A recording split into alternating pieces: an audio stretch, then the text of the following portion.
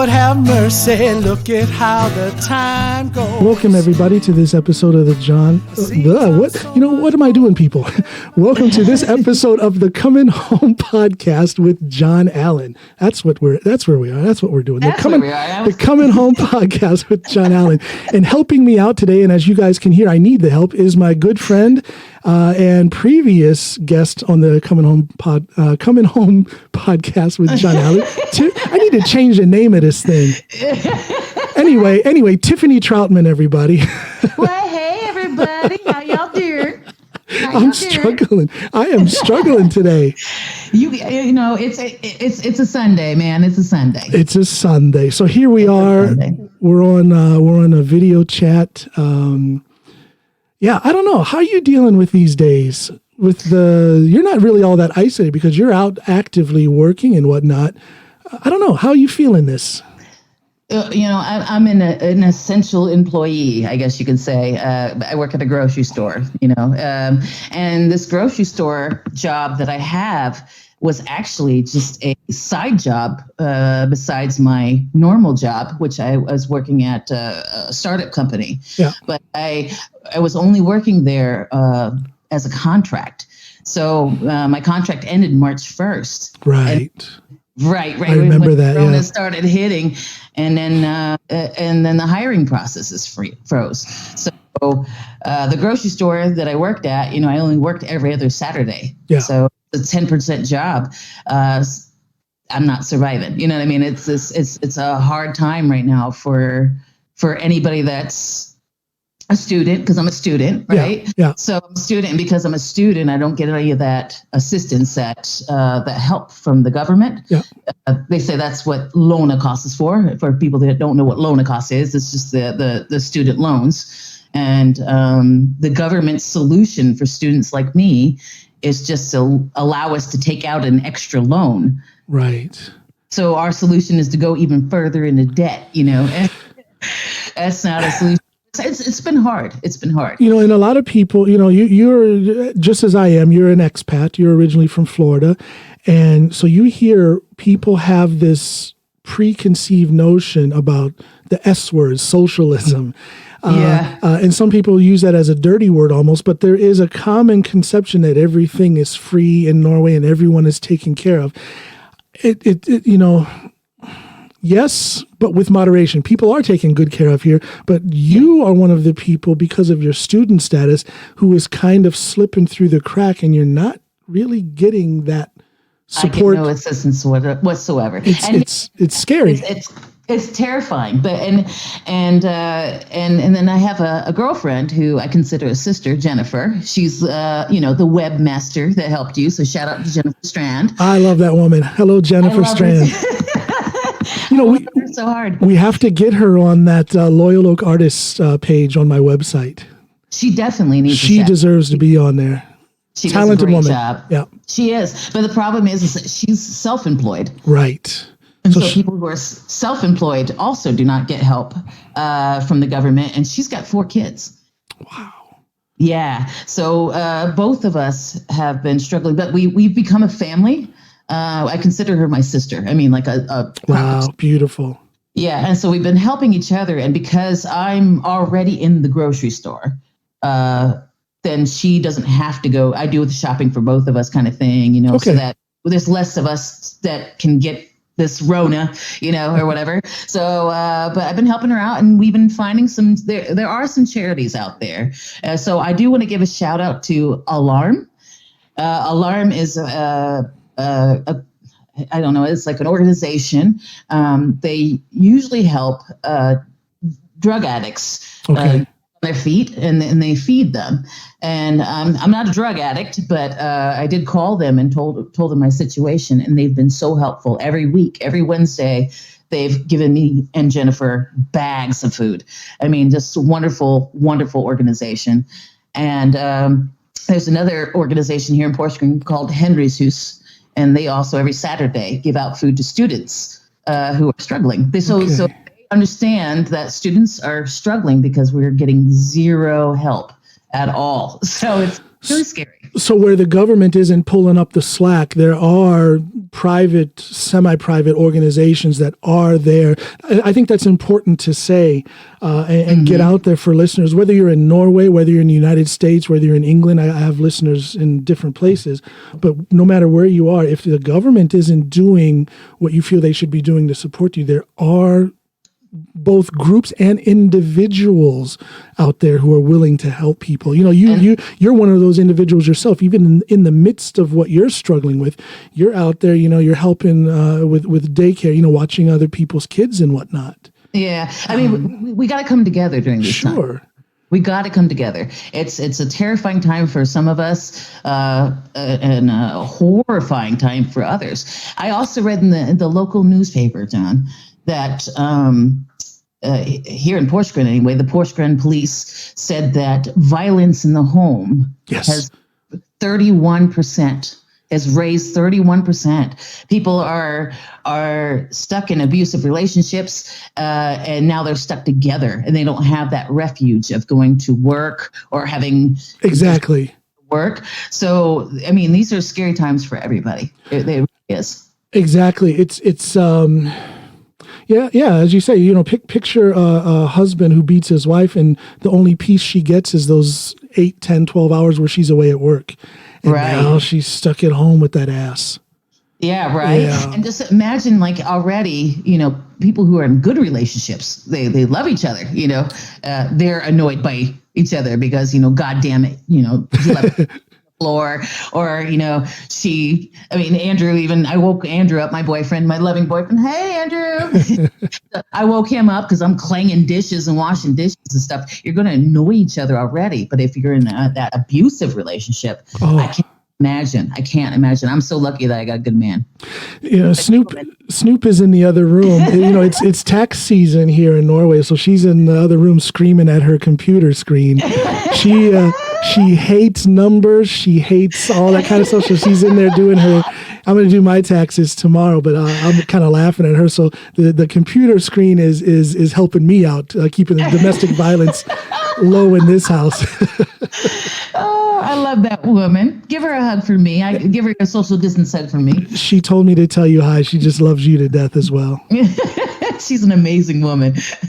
I remember you used to post these pictures on Facebook, and would crack up. The one that made me laugh the hardest was that you were inside baking something and she was outside fixing the car. And that really happened. Yes. But you know what? Actually, if I remember correctly, I was right in the middle of a very intense bout with pneumonia. Oh no! So I was inside, but she and it just fit. I saw the humor in that. She was out there bent over, wearing these workman's clothes and gloves and all that, and jacking up the car and putting on tires and all that stuff. So I just snipped a picture and said, "Yep, here's my wife doing what she does. I'm inside baking pink cupcakes." Is that what? That's what it was. Yeah. That's what I really love about your relationship is that. You guys will lift each other up when the other is not doing well or whatever. Yeah. You guys have a great relationship. I love that woman. I am a very fortunate man. I tell you, she, wow. As a matter of fact, tomorrow is our 19-year anniversary. Shut up. Yeah. We've been together for 21 years, married for 19. Wow, John. Congratulations. And you two are still very much in love. I can see it. Absolutely. I don't know the reason for that. I think the reason is we just chose correctly, and we have good communication. We can talk through any issues that come up before an issue is an issue, but a problem is an issue that you weren't able to handle. So we handle our issues before they become a problem. Me and Andrew do the same thing. We do exactly the same thing. I come and tell him, I'm struggling with this, or I'm, I have mental illness. I have PTSD and CPTSD. So I get anxiety attacks. I get rage attacks for no reason, but I don't rage at him. I just internalized. I go outside and I have to scream. I scream at the trees. Yeah. Those poor trees. So, but I told him about it, and I'm open with it. I understand that it's my issue. I have an issue, and he accepts that because he appreciates my openness. So when you have a good partner that you can talk about the hard shit, and talk about what's going on in your head, talk about it first before it becomes a problem. There you go. Everybody's going to have issues, but clear up those issues before it becomes a problem. Can I ask you, your PTSD, does that originate from your experience when you were in the Army, when your vehicle got blown up? Is that where it started? That's where it started. So so there's a difference between PTSD and CPTSD. Tell us about that. I have both. All right. PTSD is when a single incident happens, and then that affects you in extraordinary ways. So it can be a single major trauma, which is what happened in the Army. My vehicle got blown up. The vehicle got blown up, and I remember seeing one of my brothers. He was kind of in pieces. Yes. Literally in pieces. And he was telling me, shoot me, because he was in so much pain. He wanted to, but I was stuck and I couldn't reach my gun to shoot him, but I wanted to shoot him because I knew that, his arm was laying way over there and stuff. So that kind of stuff will affect you in a major way. So I have nightmares. I could dream about it all the time. I remember this old man telling me, we were trading war stories, and he was in World War II. He was an old man. And he says, it happened.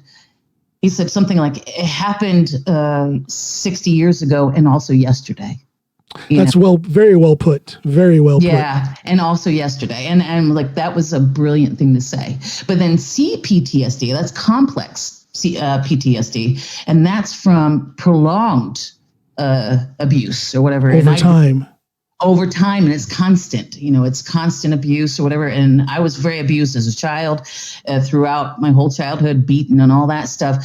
And so that triggers a chemical in your brain, the fight or flight situation. And when that is triggered all the time, then you're constantly looking for it. So I'm hypervigilant. I'm vigilant to everything. I'm hypervigilant to people treating me badly. I'm hypervigilant to sounds. I'm hypervigilant to everything. So another way to say hypervigilant would be hypersensitive, correct? In that you may have a stronger reaction to that stimulus.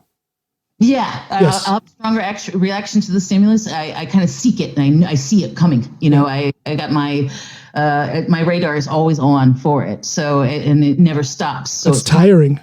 It's tiring. It's exhausting. It is. And I'm working through it, and I understand what it is, what my problem is. And that's why me and Andrew have such a great relationship, because I tell him, I know I'm being hypervigilant right now. I open up. He never says you're being a bitch. He never says that. I tell him first, I'm being a bitch. I'm sorry. I'm being a bitch. I'm having reaction right now. And I think it's important that if you do have a mental illness, that you share it and be open about it and own it. I would love to meet your man. I mean, in my opinion, he has one of the best women that I know in my life. So he must be a good guy. And I mean that. I just think you're awesome. So he must be a good guy. He's such an amazing man. He is. I'm so head over heels over him. Well, that communication thing is so important. And I think that is the key to my success with Snoopy. For my listeners, I never use my wife's real name. I call her Snoopy. But I think that's the key to our success as a married couple, is that communication thing. Now I'll tease her up and down, because how do I say this? There's a certain, she's a very dynamic woman, but it's so doggone attractive. I think she's crazy. She's weird. She has some strange ideas, but that's part of the attraction. And within all of that is a strong thread of communication. That's you have to have that if you're going to make it. Absolutely. I am 100% in agreement with you on that. That's amazing. And that's why being being here at home with her more than normal is no stress on our relationship whatsoever. Quite the opposite. Yeah. We're enjoying it. At least I am. If she's not enjoying it, she's hiding it well. And actually, this whole stay-at-home place, with having my kids home and the kids home and homeschooling. I can't say my kids. I got, well, they're technically my kids. I got one son. I got my sweet Liam. Yeah. I also have Jen's 4 kids who I consider my kids too. And then she's got 2 twins that are in the same class as Liam. So they are all doing their homeschooling thing on the Seesaw and the Zoom together. So we would trade days. Like, she would homeschool them one day, I'd homeschool them another day. Yeah. This has been amazing. I mean, being truly involved in their learning process, it's bonded us together closely. I mean, it's been an amazing time with my kid, and I'm sad to see him go back to school on Monday tomorrow. This kind of what we're talking about now, about rising up and seeing the challenge and turning that into an opportunity for growth. If you remember, I had a blog post about that very subject. You're doing that. I mean, there's some challenges here, okay, things are crazy. Things can be overwhelming, and they are crazy and they are overwhelming, but up in all of that, here you are cementing your relationship with your son even more than before. Even more so, yeah. It's this beautiful thing. I mean, and then now I know about his learning, and then he knows that Mama's good at math. So he's seeing my strengths, and I'm seeing his strengths, and all that stuff. So I definitely feel more involved in my kids' schoolwork. Absolutely, they're doing all this online stuff, and shout out to their teachers and their schools. They're doing a fantastic job, and then to be available to follow that up, to look over their shoulder and see what they're doing, to answer their questions as they come up. And then there's also the challenge of activating them, because instead of having that school day that goes until 2 or 2:30, now they're getting done at maybe 12, 1 o'clock in the afternoon. So what are we going to do with the rest of their time? So that's been a very interesting thing, an interesting new development. Well, with us, I mean, like, because our kids are in 2nd grade, and so we've been really good about breaking up the day. It's very important to break up the day. So we have a routine that when the kids come over, we start their Zoom thing with their teacher, and then we take a break. We have a snack. They go outside and play for a half hour. Then they come back in. We do one task. They have another snack. Go outside and play for another half hour. There you go. The day, you will go until 3 or 2 or 3, and that's what we've been doing. Yep. And it's been working really, really well, and they've been having fun doing it. Now, Snoopy is like a little mountain goat. She loves climbing up in the hills and up in the mountains here in the nature and stuff. And what she's doing has been taking them out, 4, 5 days a week on rather long, rough. It's not really like a cozy trip in the woods. It's actually almost like a training cycle. She pushes them so that they get that fresh air, they get exercise, and they also get a new facet of family life, in that they're out with their mother doing these things. So so she gets to bond with them too. And then absolutely. She's showing them the things that she loves to do. I've been teaching my kid how to draw, because I paint and stuff like that. So it's been really good, especially with like I'm an artist. Oh, so absolutely. So when they have their art class, like on Mondays they have their art class. I mean, it's been nice to share my love with my child, and because he knows that Mama paints, but he's never seen me paint. Yeah. He knows that Mama does these things, but he doesn't see me do them. I see. And usually doing during school time, and he's like, "Wow, you're really good, Mom. You're teaching me about colors, cool colors and warm colors and all that stuff." So he's been really interested in it, and that really has bonded us together too. I tell you, for all you cool cats that are listening, this woman, Tiffany Trautman, is a fantastic artist. If you guys go on johnallenpod.com and then go on the page on my website called Loyal Oak Artists, you guys can check out Tiffany's artwork. There's some photographs of some of the drawings and paintings that she's done. You are just incredible. When you paint, it looks like reality. It doesn't look like a painting. It looks like the actual image. Yeah, well, because I do realism. It's quite real. There's a lot of people that think it's a photograph, and I'm like, it's a photograph. But I do realism. But the problem is that there people in Europe are not really into realism, or most people are not into realism. They like the weird Dali kind of abstract, melting clocks weirdness. Splash the paint on there, and then those sell for like amazing amounts of money. You ever think about trying that style? I don't know. It feels like a bastardization of my work, because why am I just going to splash some paint on there and ask people for $18,000? It feels like it's I'm not giving my all to that. I hear you. My all, and I want to show that I can do this stuff. So I guess I could, but then I feel like I'm cheating. I hear it. That would be like me as a musician if I knew, for example, that if I changed my music style from what I do to punk, new wave punk, and I know I would be able to make more money, but it wouldn't be me. It wouldn't be my art. Exactly. And so I don't think I'll be able to, because you have to put your love into it, your heart. I know you put your heart into it, and your soul has to come out in your work. And my soul wouldn't come out in the work if I just splashed some paint on there, or I don't know. It doesn't feel me. Yeah. And I sell something that's not me. Totally understand. Absolutely. Yeah. But let's talk a little bit about your loyal artist page. Let's give a good shout out, because I think this is a brilliant thing that we're doing here, or you're doing actually. But in cooperation with you, this is you as well. Yeah. Yeah, but this is your page. But I think it was a good idea to like, if there's any artists out there, any other ones. I mean, we're talking about it doesn't have to be paint. It can be music. It could be anything. If there's any graphic design, like Russell does, or whatever, if there's, or Ellen, or, all these people need a leg up. And what you're doing on that website to kind of give us a little collaboration and come together and get to know each other. But you're showing our work, and then maybe later on we can work together and make something happen, make something really beautiful happen. Because I know right here, like if you want to have an exhibition, for your work, which everybody tells me you got to have an exhibition, Tiffany. But then you got to rent the locale. I don't have 12,000 krona to rent a location, and I don't know that many people. But if we come together and we share the cost of putting it out, then maybe something beautiful can happen. Maybe some of us can be lifted up, because the term starving artist is a real goddamn thing. Absolutely, it is.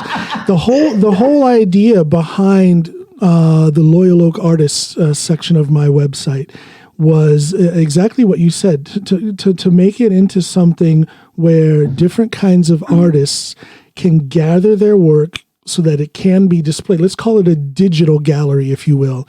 Yeah. Because it does cost a lot of money, and you have to have connections in order to have your art displayed at a gallery. And as a musician, you have to have a lot of money, and you have to have connections to get a good booking on a good stage to perform music. So I'm trying to find a way to bypass all of that, kind of give the finger to that establishment. Okay, you guys don't want to help us? You don't want to see our work or hear our work? Let's just put it here. And maybe that will attract, sponsors. Maybe they'll see this combination of a fantastic artist like yourself, a decent music hack like myself, a good graphic designer, and maybe a sponsor will all of a sudden say, hey, I'd like to display you guys' stuff, and I'll sponsor $2,000 or whatever, whatever to make that happen. That is my hope, that I can erect a platform where people like us can display our work. And I like that you said an establishment, because there is an establishment. You have to, you already have to have a shit ton of money, or you have to know the right people. And when you have art that is your work, they judge it in a different way. So if you're not already known, or not already famous, or not connected, you have to be connected, then you get shunned. And I think it's stupid. So let's bypass that. Let's bypass that shit. And let's make our own platform. Let's make our own platform. We'll go our own path, John. We're going to do. If it was, I have a vision where it would be you as an artist, maybe one more artist, and I do some sort of musical contribution, and we can pool our resources and then do something big instead of just on a digital stage, like on my website, that we're able to get sponsorship, or maybe dig the money out of our own pockets and do some sort of a gallery display somewhere. I say we do it out of our own pockets. We got so much talent. We got Russell, who does great graphic design, and Ellen, who does great graphic design. We got Jen, who makes websites, all this stuff. We got the people to do it. If we come together. Yeah.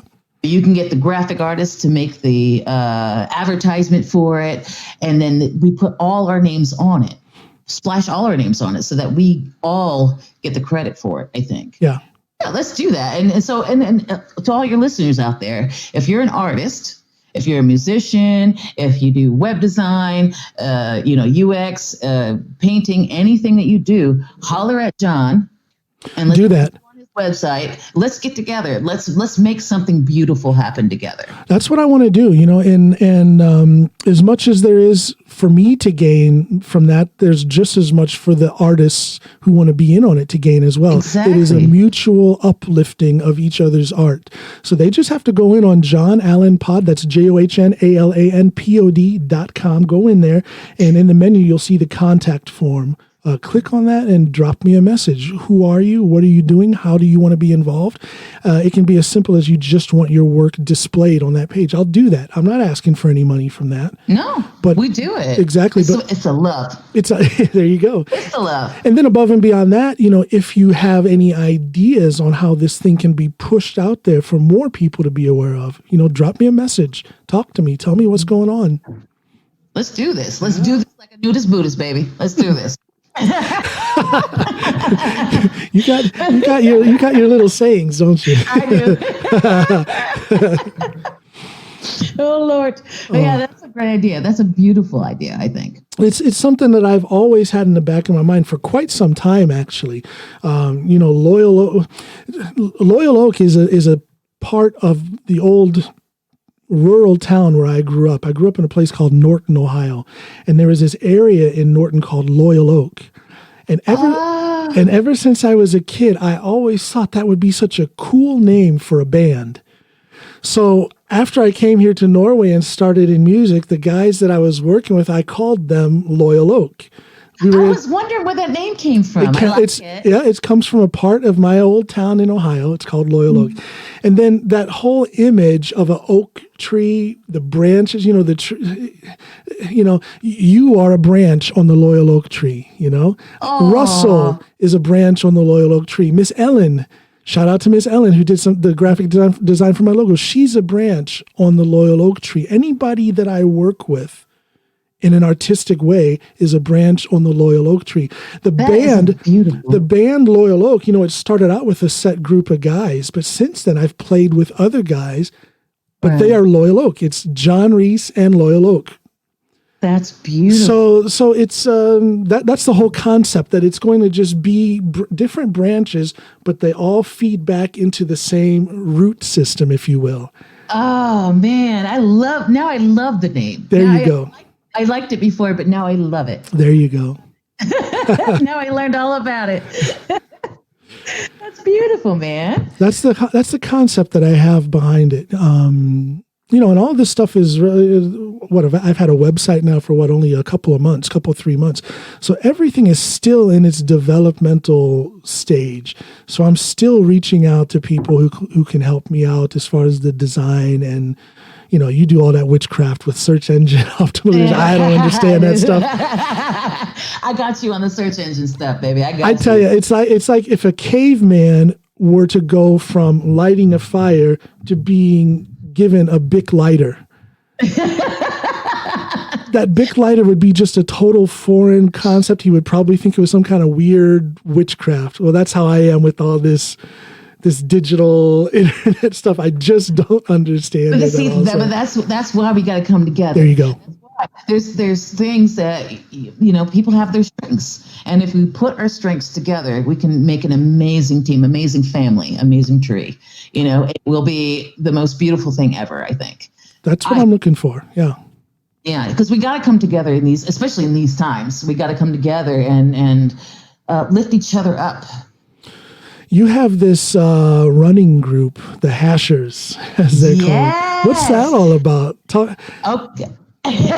Now, the name Hashers, is that any kind of a marijuana reference? Everybody thinks that. We were hashers, and they're like, "Oh, you guys get stoned," but no, we get drunk. So that's the difference. They're called the Hash House Harriers. Okay, and the name comes from it started back in the 30s. This running group. It was a bunch of British expats who were in Malaysia, so they were there together, and they made a plan to because they would get drunk during the weekend. And so on Mondays, they would go for a run to run off the hangover. I see. Right? And the reason why they called it the Hash House Harriers is because they would always meet at this breakfast restaurant that they said they served hash. It was the Hash House. That was the name of the restaurant. I think it was the name of the restaurant. I might be wrong. But they called it the Hash House. And so they would meet together. And what they do is it's an old British game that was called like the Fox and the Hares or something like that. I can't remember exactly what that's about. But it's a game where you send a couple of runners out first and they lay a trail. And the way they lay the trail, they either use flour or sawdust or something, natural that can melt away, so we don't want to ruin the environment. So they run out first 20 minutes before us, and they'll go lay this trail, and we have to, quote unquote, find them. And they mark the trails. Sometimes they give you a false trail, like say go this way. And then sneaky sons of guns. Yeah. So they'll send you the wrong way sometimes. And so there's different markings. A circle. If they put something in a circle, that means you have to stop and check around and see where the rest of the trail goes. So it's a really fun group to get exercise. They call us a drinking club with a running problem. So we're a drinking club with a running problem. And so we lay the trail, and afterwards we have beers and we sing, and they have this amazing charity thing that they do. It's called the Red Dress Run. And I know in Louisiana, it's a huge goddamn event. And that's where everybody, the whole group, shows up in red dresses, men too. Everybody's wearing a red dress, and we run. And then the money that we collect from that, because we all have to pay $5 to do it. It's just $5. But for $5, you get, free beer and a good time. But that's a charity thing. So in Louisiana, they did it huge. They have like 1,200 people showing up. And so imagine 1,200 people in red dresses running through the town, drunk off their asses and screaming and shouting. And it's just a good time. And it's an international group. So every country, well, except the Muslim countries that don't allow beer or whatever, but every country has a Hash House Harrier. We call them a kennel. It's a kennel. So our group. So there's 3 here in Norway.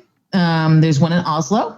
There's one in Bergen, and there's one in Stavanger. And I run with the Oslo group. But we also have big, huge international meetings where I know the last one I went was Eurohash, and we ended up renting a castle in Holland. A whole castle. It was a whole castle, and it was amazing. It was like a proper castle with stone stairs. Wow. And it was cold and damp in there. I mean, it was an old fucking castle. So it was misery to sleep in that thing. And it was hard. I remember one guy, he was drinking, and he was going up the stairs, and it was stone stairs, and he was drunk, and he missed a step, and he fucking cracked his head open. So we had to take him to the hospital. Now, how far are you guys running? Well, that's another thing. So we have different trails. We have because this is for people young and old. Okay. We got an 80-year-old man that comes with us, and the purpose of the run is so that we all finish together. So we have different trails. You'll have a walker's trail for the elderly that can't quite make it and can't quite run. And then you have a short run, a medium run, and then we have something called a ball buster run. And that ball buster run, they will run an entire marathon. Really? They'll run 26 miles. They will. Drunk off our asses, dude. Drunk.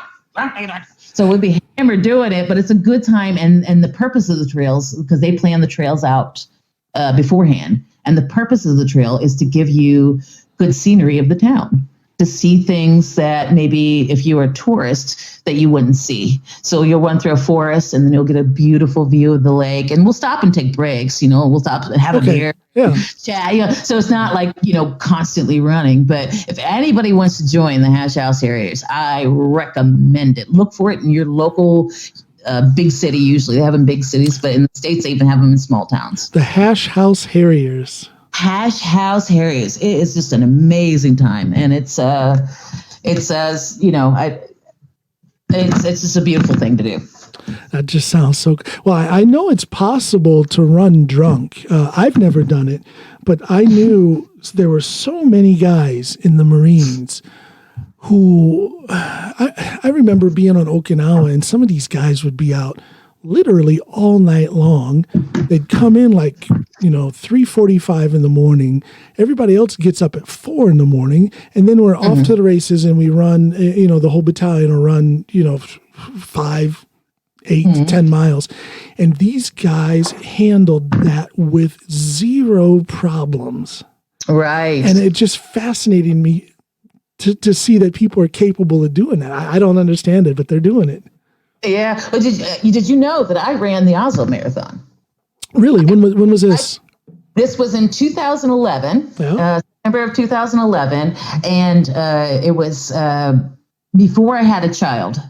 And after my military experience. After my military experience, I had what's called the McFearless Challenge.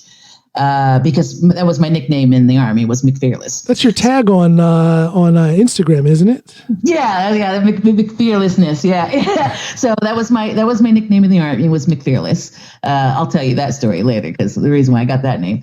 But where was I going?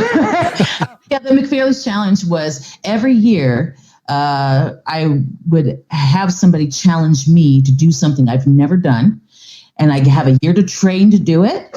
And then at the end of the year, I had to either compete with it or whatever. So like 1 year, a roller derby girl challenged me. She goes, yeah. And I became a roller derby girl. I went to the Molly Rogers in Florida, baby. So I had to train to skate and do that because it was a way for me to experience new things. I had another man who asked me to learn how to rap.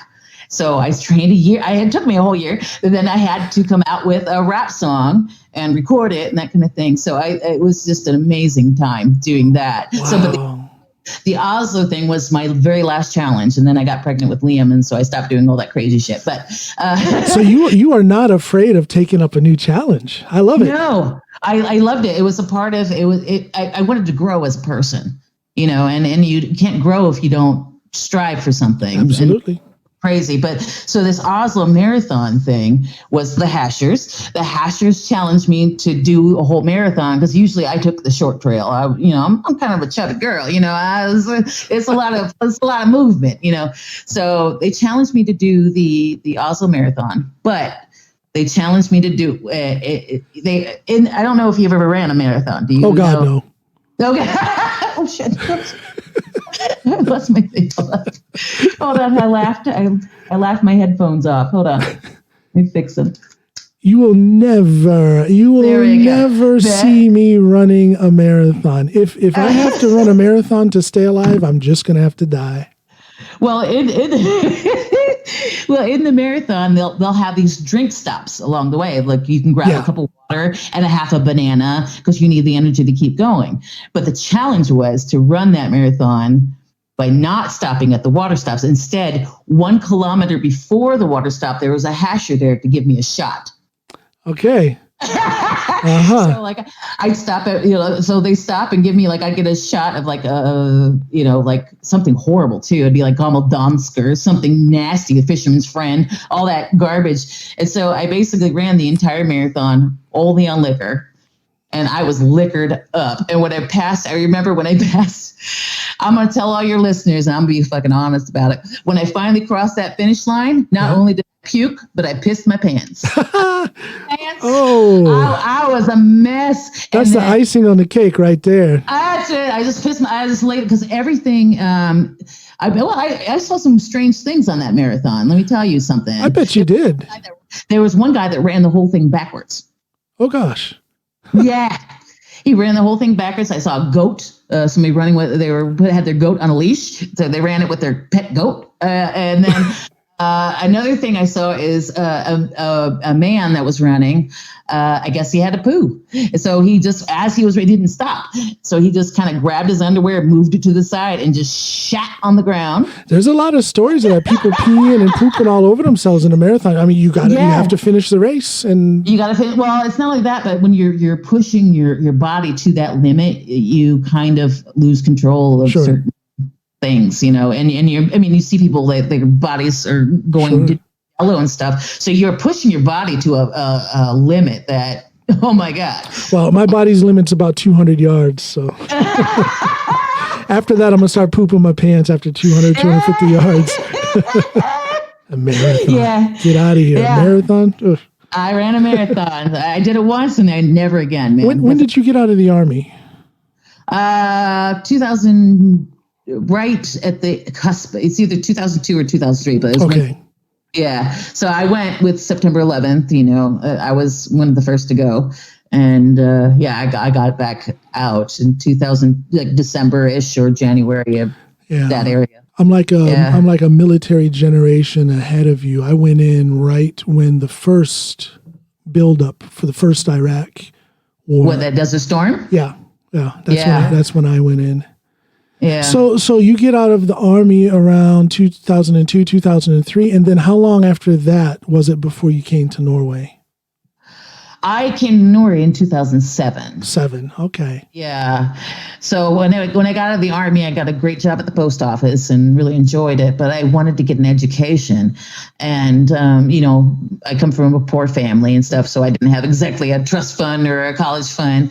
And the college I wanted to go to was super expensive. It was like $40,000, for a semester. It's crazy.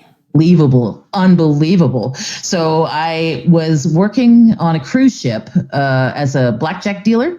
So one of those casinos. Yeah. So I was working as a blackjack dealer, and some Norwegians came and sat at my table, and we were having a good talk. They were, drunk as they are. Oh boy, they get drunk. But they were talking to me, and they're like, because I mentioned something about me wanting to go to college and get an education. They're like, "Oh, come to Norway. It's free. It's free." And I'm like, "Where?" So I did. I jumped on the plane and came here, and went to college, and not only that, but I got a bachelor's degree already in nursing, and I'm working on my IT degree. So I'm going to collect all these degrees because it's free, Why sure, not? Why not? It's not 100% free, but it's cheap. It's cheap. I pay maybe $50 a semester or something like that. I mean, it's cheap. We joke, or I joke on Norway a lot. You do too. We joke on Norway a lot, right? And some of it is meant in lightheartedness, but some of it is quite serious. And we point out the flaws that Norway has. But one thing that they're doing so much better than America is this thing with education. They see the value in making education easy for people. Yeah, because if you have a country full of educated people, then your economy is going to be better. The living situation will be better. Uneducated people will fall for anything. That's true. Look at what's happening in our country now. Right. The U.S. is making me sad. They want, I think, the people up top, maybe it's a conspiracy theory, whatever, but I think they want to keep the people dumb, because if you keep them dumb, then they will do whatever the hell you say. But I don't think that's a conspiracy theory. I think that is very true. There's footage of Donald Trump saying exactly that some years ago before he ran for president. He's saying that if he ever ran for president, he would run as a Republican because I'm paraphrasing, because they're dumb and easy to control and will believe anything I say. He said that. That's not a conspiracy theory. He said that. There's footage out there of him saying that. And so he is putting that into practical use. The lower levels of education. He is, and people can send me emails and bash me and say that I'm trying to say that Republicans are dumb. If you're a dumb Republican, then I guess I'm talking about you. I'm not saying all Republicans are dumb. I'm just saying not all Republicans are dumb. I'm just saying that the current president said that if he ever ran for president, he would do it as a Republican because they're low in education and they're easy to manipulate. His words, not mine. Exactly. So you can't say you're bashing on him. He said it. He said it. Yeah. I remember reading about that. He said it. And that's a shame. Well, I can't understand the mentality of a Republican who knows that he said that, but they don't question it. They just, he said. They don't even want to acknowledge that he said that. Let's talk about that for a minute. Preach to me. Yes, I'm gonna preach to you. I truly believe. I'm not a psychologist. Okay, I'm not a psychologist. Totally uneducated advice here, but let's get in it. Let's get into it. But it's from experience. Yeah. I believe that Donald Trump is a malignant narcissist. I believe that to like my core. I can't diagnose him myself, but I believe he's a malignant narcissist. And if you've ever been, there's a lot of people out there right now who have been in narcissistic relationships with a narcissist, that they're being re-traumatized over and over again by hearing Donald Trump do the same thing, because they say that there's a thing called the narcissist prayer. I don't know exactly, I can't quote it exactly, but the narcissistic prayer is when you confront them about, hey, you cheated on me, or hey, you did this or whatever, then they say, first, that didn't happen. And if it did, that didn't happen. And then if it did, you deserved it, or, that kind of thing. And they kind of manipulate it and they turn it back on you. And that's exactly what he does to his base. Well, most recently, yeah. I didn't say that. I didn't do that. That didn't happen. And like, we have fucking footage of you saying that. Just the other day, the dude was talking about injecting bleach. Most recently, it was that. And we heard him say it. And then he turns around and says, well, okay, I said it, but I was just kidding. Or no, what did he say? I was just being sarcastic. Yeah, I'm just being sarcastic. Well, we don't need a sarcastic president. We need a fucking leader, because you can't gaslight a disease. And he gaslights just amazing. And then I know I see it. It's re-traumatizing certain people that's been in that gaslighting relationship. Yes. Yeah. What gets me? What gets me is, we're sitting here and we're having a discussion and we're kind of throwing our feelings and our opinions on our current president. We're putting that out there. And people who disagree with us will say that we hate the president. That word comes up so much. I don't hate that guy. I don't know him. I can't hate somebody that I don't know. I don't know that guy. I'm simply stating that I strongly disagree with certain things that he does. I'm stating that I wish that this man was better as a person. Yeah. Because there's no hatred in that. There's no hatred in that. It's like saying, we don't want him to fail. We want him to do, but he's not fucking doing good. We need him. I said that just the other day. I said, I don't want, somebody said, accused me of wanting him to fail. And I think I said it on a previous episode, 1 or 2 episodes ago. I said, I don't want him to fail, because his failure is the nation's failure. Quite the opposite. I want him to succeed, because his success is the nation's success. Now, having said that, I don't think he's capable of succeeding. I don't think so either. I mean, he hasn't really succeeded in anything in his life. He seems to be falling apart. I'm looking at these so-called press conferences that he's doing now, and it seems like he is falling apart. He can't even tolerate a question. If it's a question that's going to call, if it's a question that's presented to him, which demands that he answers honestly, and that honest answer will make him look bad, then he'll just dismiss that question as fake news. And fake news. It's not fake news. It's a question. Just answer it. Yeah. I think he's actually even more rude to the, I don't want to bring the misogyny into it, but he's more female. He's more rude to the female reporters that ask questions, because he will say, you're very rude, or you're nasty. And if you're female and black. Oh my God. Oh my God. The blacks. I love the blacks, my people. I love the blacks too. I got a little bit of squirrel in my family. I love the blacks. A little bit of squirrel. I got the squirrel. My uncle, because I have a black, I got black folk in my family. Yeah. My black uncle, Uncle Mike, he's my favorite uncle, but he always tells me, you got a bit of the squirrel in you.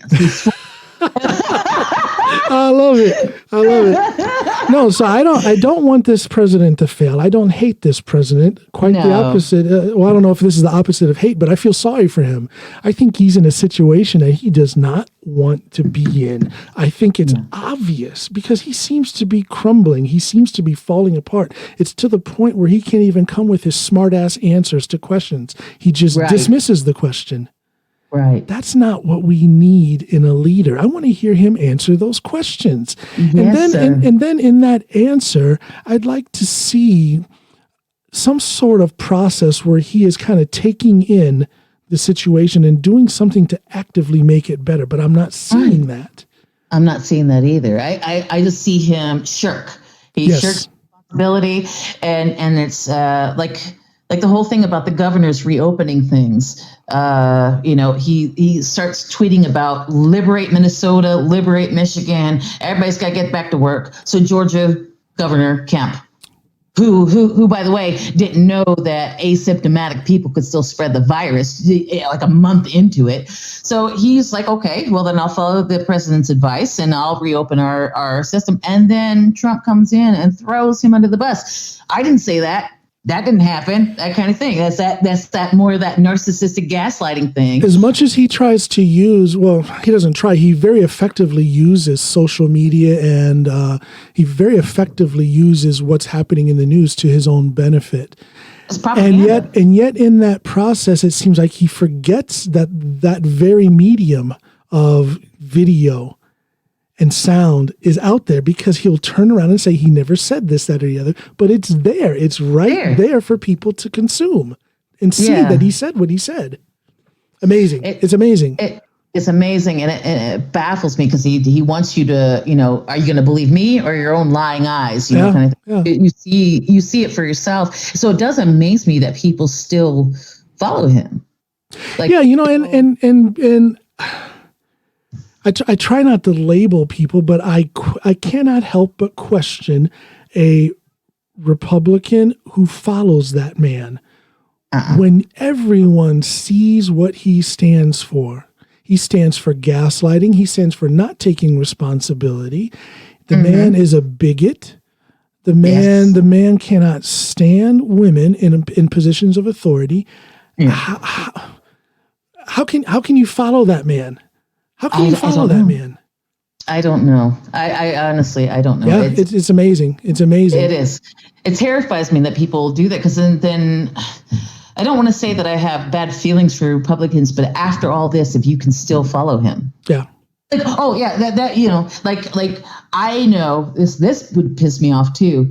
When an elderly person throws out a nasty word, uses the N-word or whatever. And then people brush it aside. Well, they're old. They grew up in a different time.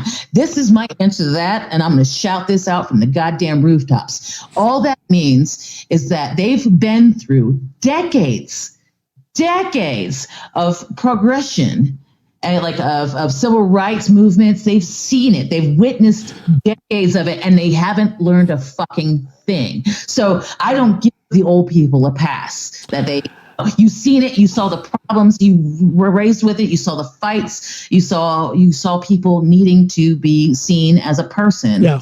You can still drop the N-word. No, fuck you. Fuck you. You haven't learned a goddamn thing. I totally agree. I can't give someone a pass because they're older, or give them a pass because you'll hear people say, well, I was raised to do this, this, and this. Okay, you may well have been, but when does that adult brain kick in and start telling you that what you were raised to be or to think or to believe was wrong? You got to rise above your raisin. I don't think there's a single racist out there who truly in their core believes their own racist dogma. I don't think they truly believe it. I just can't believe that they cannot see through their own life experience that people are inherently the same. I don't think they truly believe that they're better than that other race or that other gender. I don't know. I'm going to throw out some personal stuff. My dad was a racist.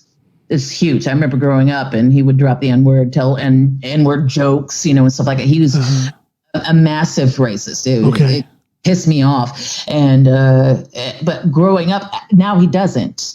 So I think maybe he learned something along the way. Maybe, because I've never heard any of that. After my teens or in my 20s and stuff, he stopped using the words and stuff, and doesn't say too much about my black side of the family, but he used to bash the black side of my family, and so hopefully he's learned. But there's people that just don't learn, but I don't know if they truly believe it or not, to be honest with you. I don't know. I honestly don't know. I don't know. I'm not a racist. I don't know. Yeah, and there's also another phenomenon where I believe that for years, I don't want to put an exact number of years, but I think for a long time, people who were racist understood that it was not cool to voice that racism, so they kind of kept it on the down low. But I believe that with the current administration that we have, all of a sudden it became okay to voice your racism with certain people, so that there might be a false image out there that there's more racism in America. It may not necessarily be the fact; it just may be that there is more visible racism now. Right. It's kind of like if you've ever lived in a kind of broken down house, like I did. I was raised in a kind of a broken down house. We used to kick the wall, and when we kicked the wall, all these cockroaches came out. Oh God. Right. Wow. So it's kind of like that. Like that, yeah.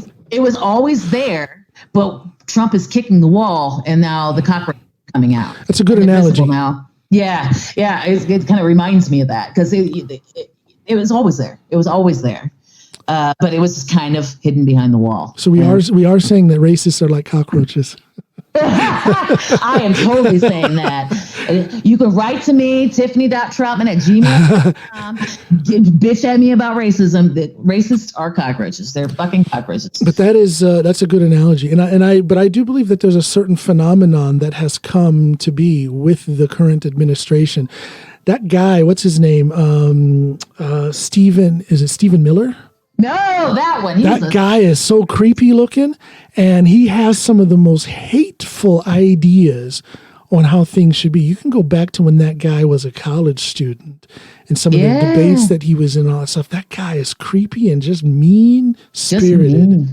He is. I think I saw a video of him like when he was 17 on a bus and yes, yeah. Yes, you saw that video. That's just he has some kind of superiority kind of complex kind of thing. And when you get people like that, when the president brings those kind of people into his administration, I mean, that is a reflection of him. Yes, it is. You are who you hang out with. I remember my mom used to tell me that. You are who you hang out with. Your crew around you, they represent you too. Because if you're okay with hanging out with them, if you're okay with the things they say. Exactly. And that goes right back to where I was talking about how I just don't understand how people still support this man. I don't either. If D.L. Hughley, the comedian and radio host D.L. Hughley summed it up very well. He said that if you still support this president, then you are at the very least okay with bigotry and okay with racism, okay with misogynistic tendencies. Doesn't mean that you are all of those things yourself, but you're at least okay with it. Because only an uneducated, uninformed person would not see that those things are very deeply embedded in that man. Yeah. So you're at the very least okay with those things. Yeah. And that's not okay either. If you're okay with that, then I'm not okay with you. I cannot be okay with you. There's a lot of families and a lot of relationships that have been destroyed because of the current political situation. Yeah, there are. I mean, there's wives that left their husbands because, wow, you're okay with the way he talks to women, then I'm not okay with you. I've seen it happen on Facebook. All these people separating and stuff like that. But he brings out the absolute worst in all of us. He does. Worse than me. He brings out the worst in me. I get angry, and I'll have a bitch fest about something that he did. And I don't hate the man, like I said, but I'm hating what he does. It brings rage in me, which is not okay. I don't like seeing what's happened to the country. I want to see that guy. I want to see somebody in the White House who unites us. Yes. That's what we need. That's what a leader does. A leader unites us, but he's got this whole divide and conquer thing. Yeah.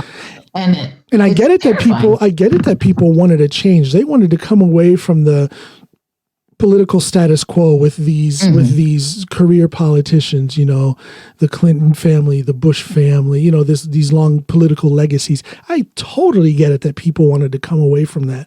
But again, Donald Trump, some clown and he's a clown. Some clown from a reality TV show, please. Well, please.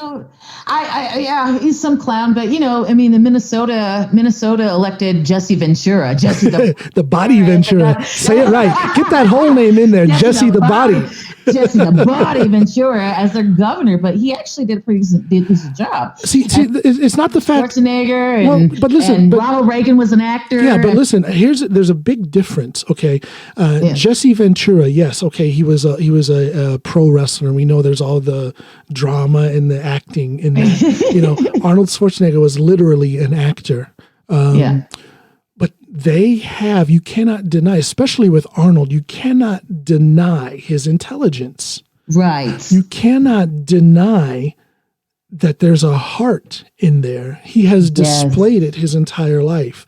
Where is the heart in this current administration, in this man who is leading? Where is the intelligence?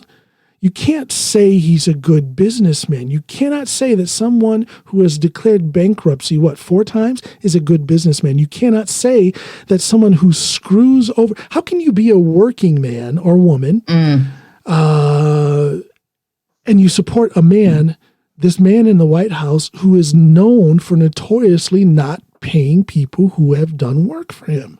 Right. How does that match up? I don't know. And people are like, he's so great, but he's literally failed in every aspect of his life. He's failed in businesses. He's failed in marriages 3 times. Or whatever. He's literally failed at everything he's done. And people are like, he's a good businessman. He's going to run like.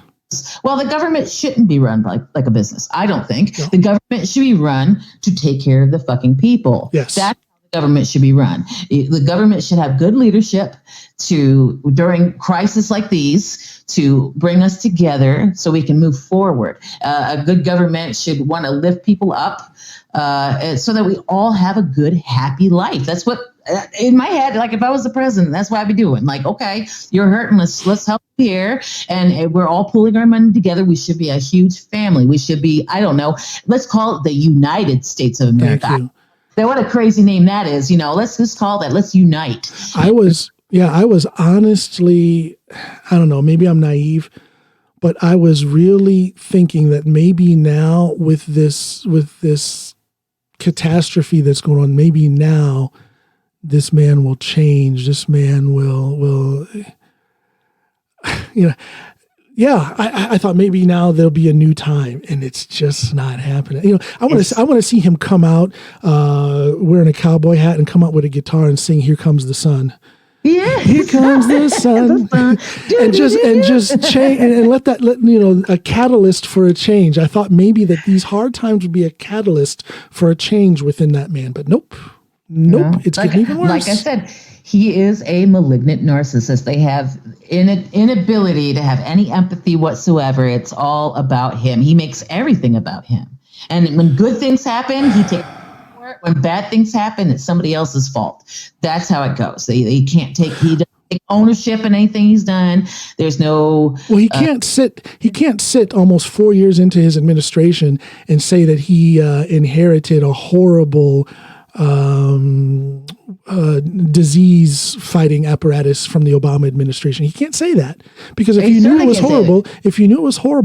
so bad, why didn't you do something to prepare so that you can protect the American people? He actually did the exact opposite. Thank you. He tore it down, fired people. He tore it down, fired people, took money away from it, that kind of thing. So he made it worse. And if he was firing, Obama's fault. Yeah, and if he was firing people to make it better, then that means you fire someone, but you put in someone that you think is better. He just totally erased some of these positions. He let it be empty. And there was actually, I remember like the first year of his administration, there was like nobody in charge of a lot of different groups, he just leaves it empty. There's nobody doing anything. He's poking holes. He wants to be the supreme leader like Kim Jong-un, who might be gone. He might be gone. Yeah, but people are getting excited about that. I mean, it's nobody wants to wish anybody dead. No. I get. But when these supreme leaders kind of go, everybody's like, okay, good, he might be gone, things get better. But no.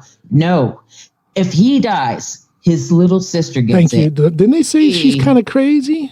She is an iron fist. Didn't they? I heard something about she's responsible. There's X number of executions in North Korea, and she's responsible for most of them. I thought old boy was the crazy killer, but they say she's the brutal. One. Wow. She's brutal. So it's probably will get worse. So, I mean, I feel sorry. How's Trump going to handle her?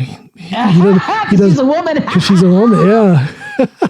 And she's a woman of a different race, so he's not gonna be okay. It's gonna be interesting. It's gonna be interesting to see how that goes. It's a terrifying thing. I don't think North Koreans are helping their people during the pandemic either, but they're so secretive. You don't know what you just don't know social system that they got going on. Are they helping anybody? I can't imagine. I don't know, but I can't imagine that they have the medical care apparatus in place, strong enough to take care of the people the way they should. I can't imagine that they have that in place with decades of sanctions and whatnot. Yeah, I don't know. Well, I fear those people. Well, but then again, Cuba was under blockade for decades, and yet they had a kick-ass medical system. So I don't know. I don't know. Maybe it's possible. I don't know. But the whole thing is it's so secretive. We don't know. We don't know. We just don't know. We just don't know, and that's scary too. Speaking of not knowing shit, my boyfriend sent me a link about NOV, the social system here, because my boyfriend got furloughed. Andrew got furloughed from his job, and so they have to send these applications to NOV, the welfare system, to help get the what's dog paying it in English? They're just a daily payment. Comp. Yeah, workman's comp. Let's call it workman's comp. Yeah. Okay, so it'd be workman's comp, and so he's sending this application, and the NOV site now says they won't be able to even get to these applications until about June or July. That's terrible. Right. So that's another couple of months. So many claims. That's another couple of months and no money. So what do people do in these couple of months? I mean, he's literally going to get zero income for 2 months. He's got a beautiful. I love this home. He's got a beautiful home, and he's got to pay for it. He's got bills. Wow. What is going on with NOV? I mean, why?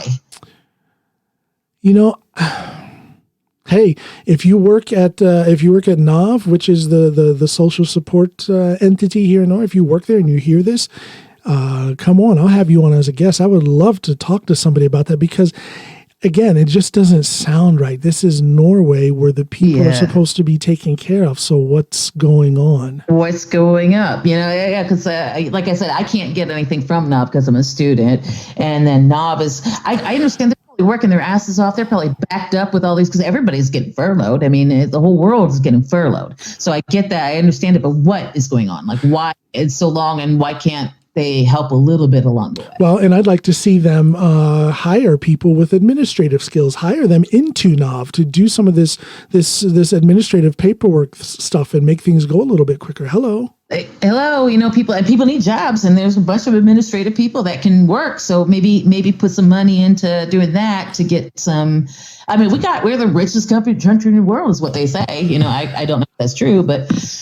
Yeah, what is it, per capita or something? They are, in money in the bank, it's the United States sitting with the big pot of money. But per capita, I do believe Norway is at the top.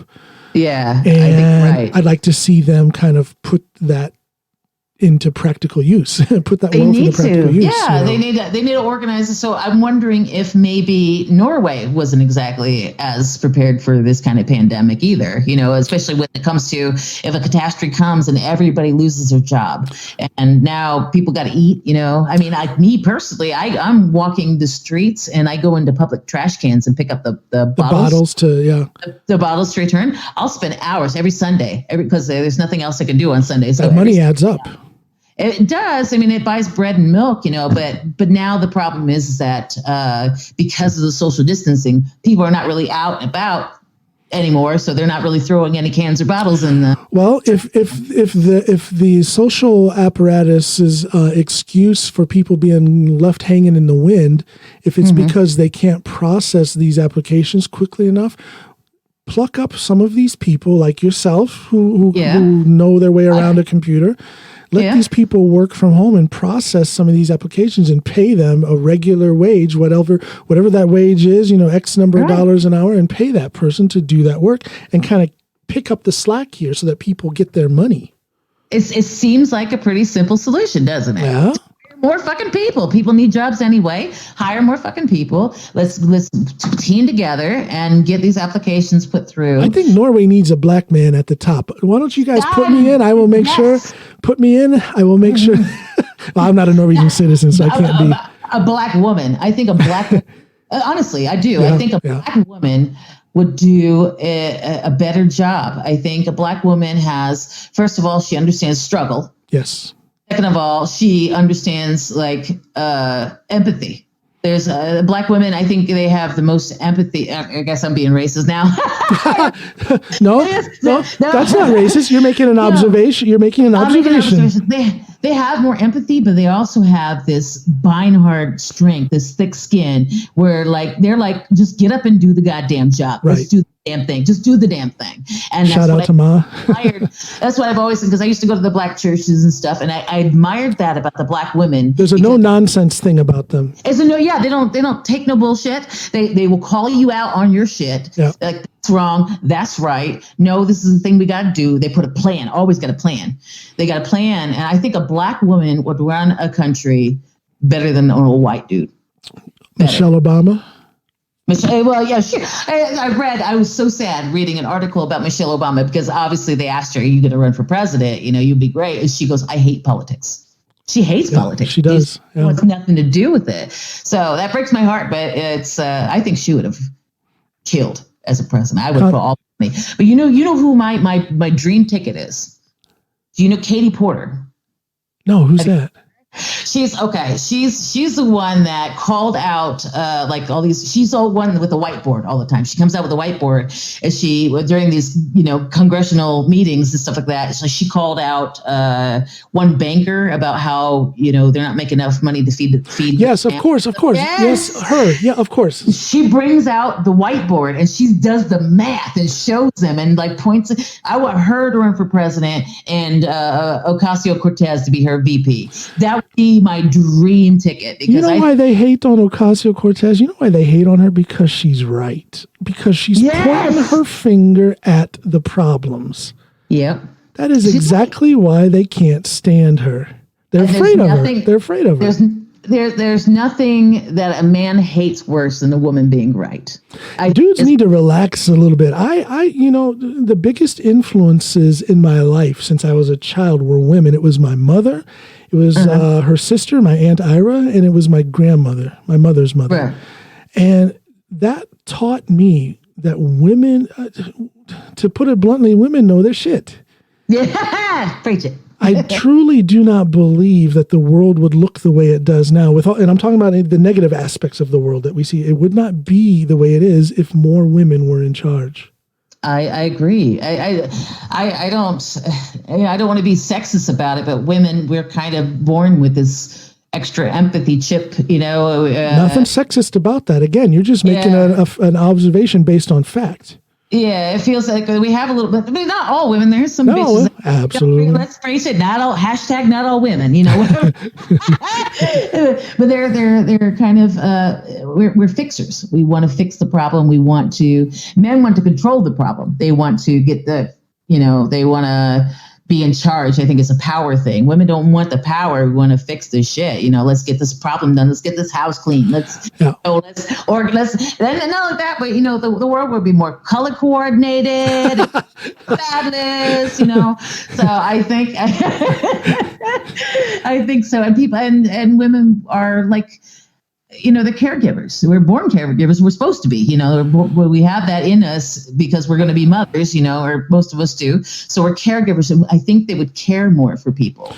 That care thing, and while women don't have a monopoly, because I get irritated when women put that out there as if they have a monopoly on emotions and on care and comfort, but they do have more of it than the men in charge have shown to this point. Oh yeah, look at that. Yeah. Who's that? Oh, hey, do you want to, Snoop? You want to get in on this? Just throw on some headphones. I'm doing my taxes. Oh yeah, your taxes, not ours. Oh, the taxes. Yeah. Is she pissed off? Is she freaked out now? She's probably. I'm glad she's yelling at the computer screen instead of me. So I hope she takes the next couple of days to get these taxes done. I'll be just fine with that. Taxis. It's a good thing you've got a soundproof room, man. Just put yourself in there. Get you a packed lunch. You'll be fine. The infamous Snoopy. We actually recorded an episode. One of my first episodes I recorded was her and I just talking, but I never did put it out. Actually, the episode that replaced that was episode 3, where you pretty much interviewed me. I tried to have her do it, and it just didn't feel right. But I have to get her on. She's an interesting woman. And you know what? I want to hear about her life. I want to hear. I don't know how much she'll tell. Though. I know. She's Samisk, and they have this thing where it's almost impossible to get a straight answer out of them. Wow. Especially if I don't know any Sami.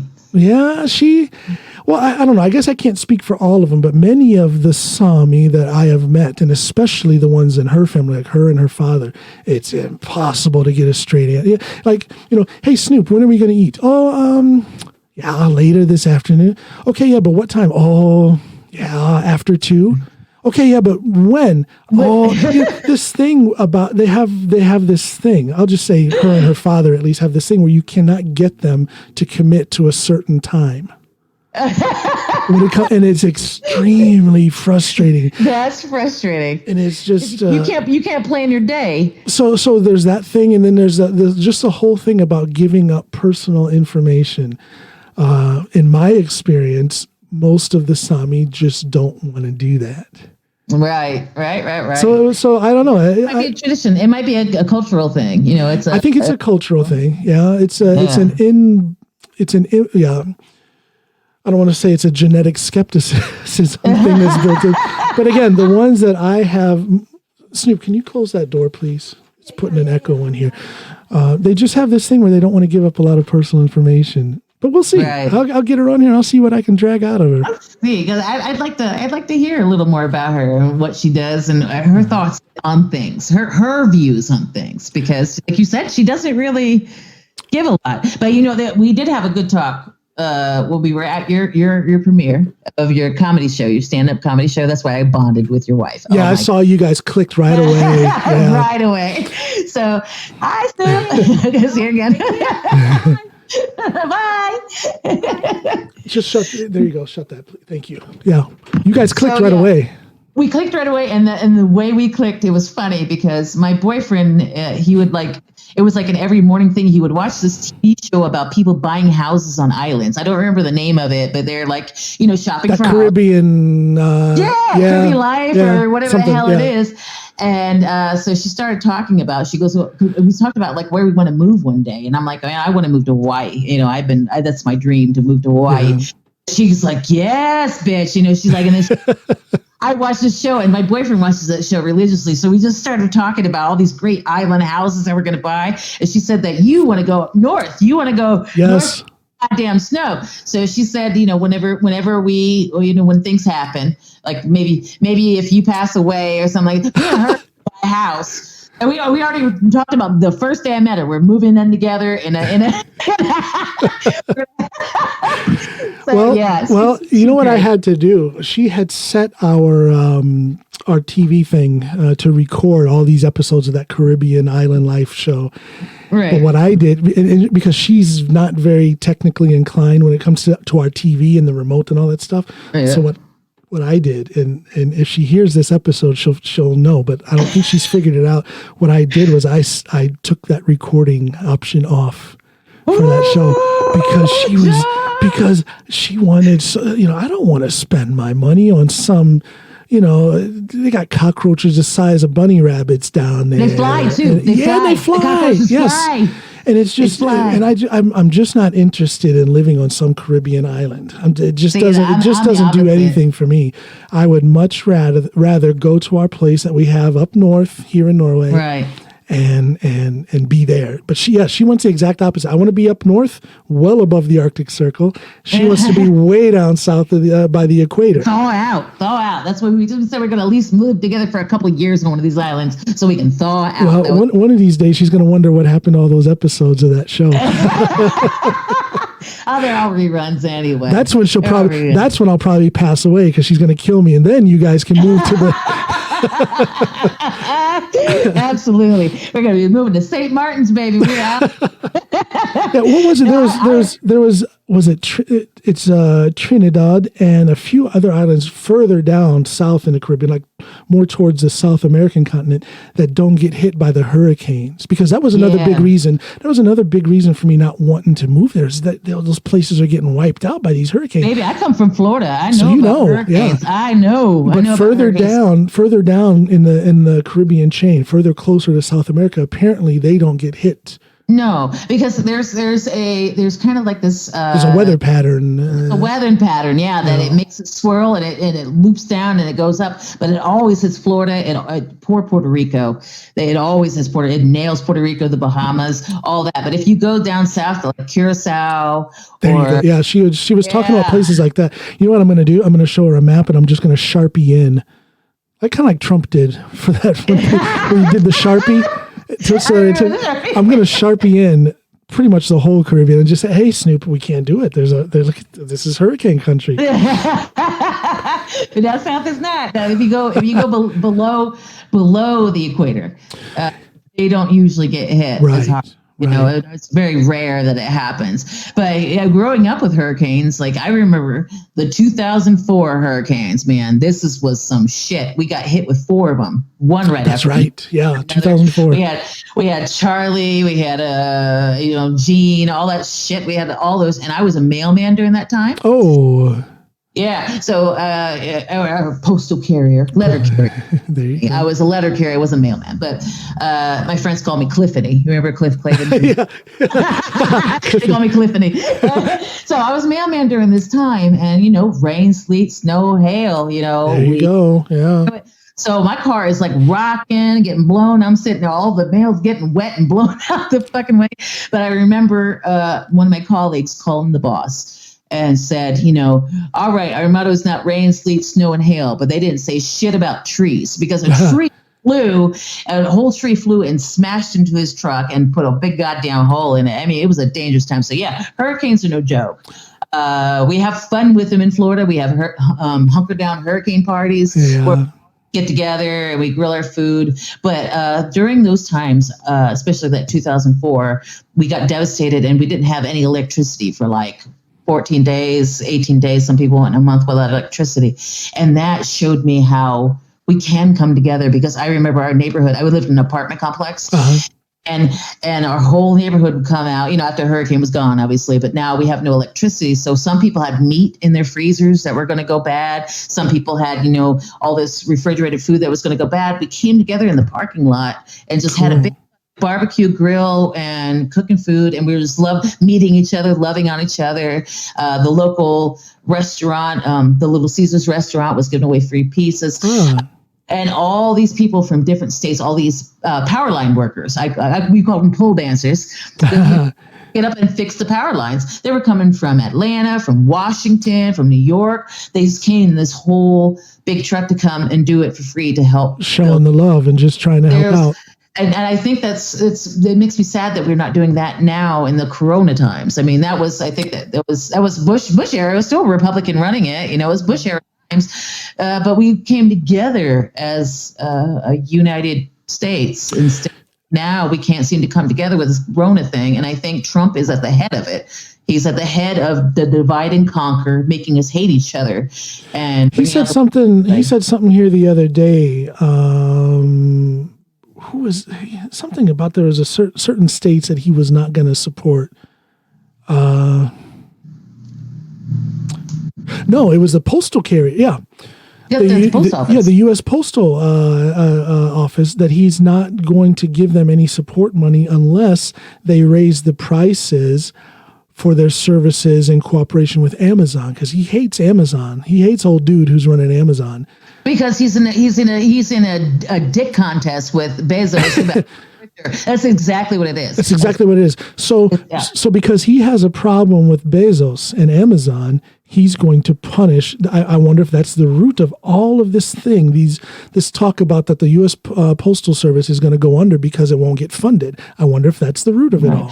I think there's two roots to this. I think one, first of all, he hates Bezos, and the reason why he hates Bezos is because Bezos is actually a billionaire. He's not a fake one. Yep. And Trump's got a pissing contest with him about who's better because he's, like I said, call it a dick contest. I like that better. It's a dick contest. It's a dick contest. And then the second thing is, if the post office goes under, people could not vote by mail. And you and I vote by mail because we live in Norway, right? So that means everybody that lives overseas, our votes won't be counted. And let's be real, people who travel are more open-minded, and they're probably more likely, because we see different things. Yes. We see different struggles. Our eyes are a little bit more open when you travel to different countries. You see what needs to be done, what's working in other countries, what's not working in other countries, how we can improve. And most of us become Democrats. And so he's cutting out all of our votes. And then, but he's also hurting. I think that's what it is. He doesn't want people to vote by mail. But the thing that pissed me off was that he was talking about because the post office isn't making any money.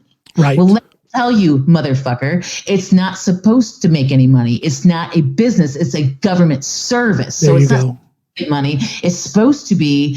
I mean, I know vets, from the VA that get their diabetes, they get their insulin through the mail. And I know, like my brother, he lives out in out on an Indian reservation in South Dakota. He gets everything by mail because he's 2 hours away from the nearest town. I see.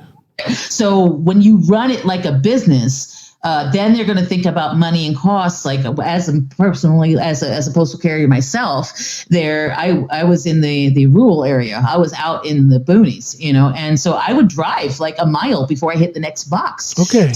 Ran it like a business, then that is not economically okay to use all that gas just to deliver one piece of mail or one box. So they'll end up cutting those people's routes or whatever. They'll cut, and all those people now have to come into town. But if you're old and decrepit, or you're sick in some way and you don't have the possibility to get in town to get your mail, then people are going to suffer. Like the post office is an amazing service. Well, there you go. You said the key word, service. The postal service, it is a service. You have to run it as if it is a government service, not a business. It's not a business. That goes back to what we were talking about his mindset. He's trying to run the country as if it is a business. And of course, you have to be fiscally responsible on the government level. But we are talking here about a government service, not a business. Exactly. The post office should be breaking even. That's what the post office should be doing. It should be making enough money to go do the goddamn job. That's it. They're not supposed to be earning money. It's not a business. It's a service, and it's a very much needed service. What we do, I remember what we do. We make people happy every day, man. Well, yeah. You know why the U.S. Postal Service is not, it's not supposed to make money, but now it's going rather drastically in the red. And that is because the Republicans, and I don't remember what year, you guys can 2006. 2006. 2006, I was working for him then. The Republicans made it. Yeah. Tell them what they did. I'll tell them. They forced the post office to prepay retirement funds there you for go. 75 years in the future for people that aren't even fucking born yet. They first forced them to pay for all these retirement funds. Of course they're in the red. Imagine paying all your bills for 75 years right now. So they'd be broke for a hot minute. So do you think that at that point, that already back then in 2006, that was a Republican attempt to set up the U.S. Postal Service for failure? They've been trying to shut down the post office. And the reason being is because them or their cronies or some lobbyists or whatever can march in and do some sort of private business grab and start making money for certain people. Right. But you know what happened? You can't privatize the post office. They did it in Denmark. And it's been a fucking hot mess. I think they started doing it here because I know that I ordered something on April 1st and it got sent. But it's what 26th of April now? 26th of April, it still ain't come. Wow. Okay. Yeah. So I think they've privatized it here a little bit too, because they also stopped delivering packages on Mondays and stop doing certain things. So the post office will take a longer time to get what you need. And I think it's dangerous. It's dangerous. I think it is too, especially like you say. And when you think of all the people back home in the States who get medications, important life-saving medications by mail. Mail and food. My brother gets food by mail. I mean, he orders food through the mail. So if you can't get your food, you can't get your life-saving medication. I mean, insulin is so important. People are going to suffer tremendously. Wow. It's just wrong. It breaks my heart to see it. I don't think it has anything to do with Republican or Democrat. It just has to do with standing up for what is decent. There's certain things that are decent and right. And that's not left. That's not right wing. That's not left wing. It's just what is decent and right. Yeah, it's do what's right for the people. That's why it just baffles my mind that a leader doesn't want his people to do well. Like everybody should be doing well. That should be the reflection of your leadership, not how you were able to tear this down. He's all about tearing down and destroying that, and oh, look at me, I'm a big tough guy kind of thing. No, fuck your little tough guy out. To be a good leader, a solid leader, you bring everybody up to your level. Well, there's people out there who get into that, hashtag not my president. Mm-hmm. And then you'll hear certain Republicans, oh, but he is your president, get over it, like it or not. Well, you know what? For some people, he is not their president. He is doing nothing for a certain demographic. He is actively trying to make things more difficult for a certain demographic. I don't think that he feels he is everyone's president. He seems to cater to that 30% or whatever that percentage is that is his base, and that's it. But here's the thing: he's losing that base too. Yes, he is. There are several Facebook groups that are called former Trump supporters and all that stuff. I saw that. They voted for him. There's a man I follow on Twitter called David Weissman. He's not famous by any. He's just a guy, but he voted for Trump in 2016, and then his eyes have been open, and he is actively voicing against it. And he showed this. It was the most amazing side-by-side picture of him. It was a picture of him wearing a Trump shirt, just standing there getting a picture, and then a picture of him running. The picture of him in the Trump shirt, you could see on his face, and he even mentions it on his tweet. Look how angry I was back then. Look how angry and he just looked frumpy and angry. And then now in the other picture, he's running and happy. He says, you got to get yourself out of that hate. There was just hate. It's just hate. So there are people, he's losing his own base because, like I said, like we were talking about the post office thing. Is that David Weissman, Weissman? Yeah, that's the one. Okay, I'm going to hook up with him on Twitter. Hook up with him on Twitter. He's from my hometown in Palm Bay, Florida. Shout out to Palm Bay. Hey! Jew in Florida, he wrote. He's a Jew in Florida, yes. Army vet, former Republican, former Trump supporter, now a liberal Democrat supporting Joe Biden for president. And look at his pinned tweet. If you look him up, look at his pinned tweet. That's the one of his side-by-side picture of how. Oh, wow. Big, right? You know what? You couldn't have, it's impossible to describe this. People just have to check him out. David Weissman, Weissman, and look at that picture.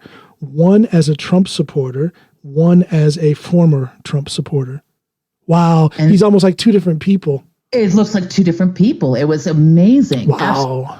Absolutely. But Trump is losing his own base because he's hurting his base. I mean, like when you shut down the post office, those are the old people and the vets that are getting their medicines through it. And those were probably the people that voted for him the first go around. I was talking to my friend, Michelle. I told her, and I told my boyfriend too, if Trump manages to get reelected this time around, I'm going for my Norwegian citizenship. I just might do the same thing. Yeah, because then I know democracy is dead because I know he's not gaining more supporters. It's impossible. The ones that didn't vote for him are certainly not going to vote for him next time around either because he's shown how bad he was. They already knew he was bad to begin with, so he didn't gain any Democrats. Yeah, I'm going to put the brakes on what I just said. I probably, how do I put this? If I get well, let me go back.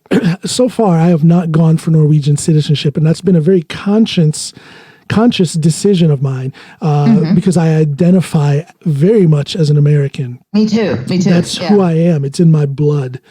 But here recently, I have considered getting Norwegian citizenship, dual citizenship, not dropping my American citizenship. No, we're allowed to get the dual. But so dual citizenship simply because of, let's say my mom back home in the States gets sick and I want to spend the last 6, 8 months, 12 months of her life at home with her. Well, if you're out of the country, more than 6 months of the year, then you will lose your residency here in Norway, something like that. Right. Or is it 3 months, 6 months, 3 months? I don't remember. It's longer than 6 months. Or something like that. Something like that. And I don't want to get in that situation. So in order to avoid that, I'm thinking that I might get Norwegian citizenship. That's been my thought for the last couple of years. But also in these last couple of years, when I see, I haven't lived under the Affordable Care Act, Obamacare. I haven't lived under it. But from my studying of it and from the anecdotal summaries I get on that, it seems to be a good thing for people. It has covered people. It has given people that didn't have health care. Okay, right. But now when I see that the current administration is trying to reverse that and throw these people off of an insurance plan, make it more difficult. That scares me. As I get older, I plan on living forever. It's not going to happen. I'm planning on living forever, but it's not going to happen. Eventually, I'm going to get sick and whatnot. And it scares the living daylights out of me if I am at home in America and I may be in a situation where I can't get medical care. Yeah, it's terrifying. So just because of that is another reason for me to pick up Norwegian citizenship, because I'll never be in a situation then where I won't have medical care. I will, as a Norwegian citizen, I will always have medical care. I mean, I have that now as a resident, but I would like to be able to set foot in America and still get that health and still have that health care. And if that means I have to get Norwegian citizenship so I could come back to Norway whenever I wanted to just for medical care, then that's what I'll do. And you know what? That the medical care scary. System, well, here I gave birth to a child that cost me $0. Think about that. $0. I gave birth to a child, $0. I think in the States it's like $10,000 your bill will be. And then I've also had 2 back surgeries, $0. $0 I paid for that. If I did this in the States, I would be bankrupt. If I had these shoulder surgeries, I have 8 shoulder surgeries, I would be bankrupt, probably jobless. Yeah. How much money did you pay for those 8 surgeries? $0. $0. No money at all. And for the smart Alex who say, but they tax the living daylights out of you. We get taxed. We get taxed, but it is nothing unreasonable about the level of taxation. Hold up, because I checked that out. I checked that out because somebody said that shit to me, so I looked it up. And we pay here in Norway. We pay 20. I can't remember. It's either 23 or 26% income tax. It depends on your income, but it's 23 to 26. Yeah. Yeah. So somewhere in there. And in my state of Florida, you know how much income tax we pay? Tell us. 23 to 26. It's the exact fucking same number. It was so we pay the only extra taxes that we pay are sin taxes. Yeah. They charge us out the ass for liquor and cigarettes and maybe some chocolate and stuff. This is a sin tax. So if you don't want to pay that tax and don't drink, don't smoke, and then you're fine and you're still taken care of. I try to tell people that all the time who try to bring up this tax thing in Norway. It is nothing. There's nothing crazy about it. It's not that different at all from the American system. It's different in the sense that it is smarter. We actually get something for the tax money that we pay here. Right. We're not bailing out corporations. We're helping people. You get your money's worth. You get your money back. You get that free surgery. You get that free baby care. Whenever I gave birth to my child, then for the first 2 or 3 months, there was a woman that would come to my house and breastfeeding right. The midwife would come home to you. Yeah. Come home to my house and show me how to change a diaper. Snoop told them they better stay the heck away from her. I told her to fuck off too. I'm like, no, I'm good. But you got the option. Yes. So they came to my house the first time just to check, I guess, the conditions to make sure I'm not living in a roach infested house or whatever the fuck it is. But they came. I did need to be taught how to breastfeed because the only people sucking on my titties before was boyfriends. So I need to learn that. But she showed me that, and I don't know if we do that kind of stuff in the States, and it was all free. It was free. Yeah, so we're getting what we pay for here, and that's not the case in the States. There's just the fact that they're going through this thing now where they're bailing out. I get why they want to bail out the corporations, but I don't. The one thing that President Obama did that I just can't stand is his bailout of the corporations. What was that, 2007 the Wall Street. or 8? Yeah, whatever that was. Yeah, 2008, yeah. I would rather see that, let those corporations fall or rise as they will do. But give that money to the people. Well, here's the thing. Yeah, let's talk about give it to the people because they still believe in this trickle down economics. A bunch of BS. It's never worked. It's proven wrong. Yep. It's actually money trickles up. If the people have money, they will come and buy your shit. There you go.